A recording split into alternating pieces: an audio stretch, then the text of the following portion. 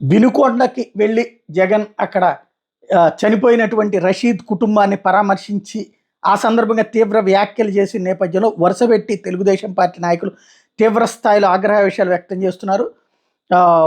ఏదైతే ఇద్దరు వ్యక్తుల మధ్య గొడవలు పార్టీలకు ఆపాదించడం సిగ్గుచేటు అంటూ తాజాగా కొమ్మాలపాటి శ్రీధర్ నర్సరావుపేట తెలుగుదేశం పార్లమెంటరీ పార్టీ అధ్యక్షుడు, అట్లాగే తండ్రి శవాన్ని అడ్డం పెట్టుకుని పార్టీ పునాదులు వేసుకుని బాబాయ్ శవాన్ని అడ్డం పెట్టుకుని అధికారంలోకి వచ్చిన జగన్మోహన్ రెడ్డి ప్రధాని మోడీకి అమిత్ షా గారికి శాంతి భద్రత గురించి లేఖ రాసే అర్హత లేదు అంటూ విమర్శించడంతో పాటుగా పలువురు నాయకులు వరుసపెట్టి విమర్శలు ట్వీట్లు చేస్తూ వస్తున్నారు.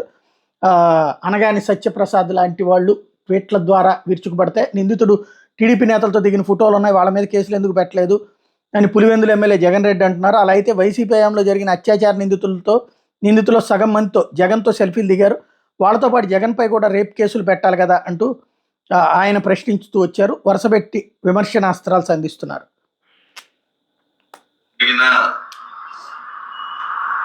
ఘర్షణ, హత్య ఈరోజు తెలుగుదేశం పార్టీకి ఆపాదించడం అనేది చాలా సిగ్గుచేటు. శవాల పునాదుల మీద ఏర్పాటు అయిన పార్టీ వైఎస్ఆర్ పార్టీ. ఒకసారి గుర్తు తెచ్చుకోవాల్సిన విషయం.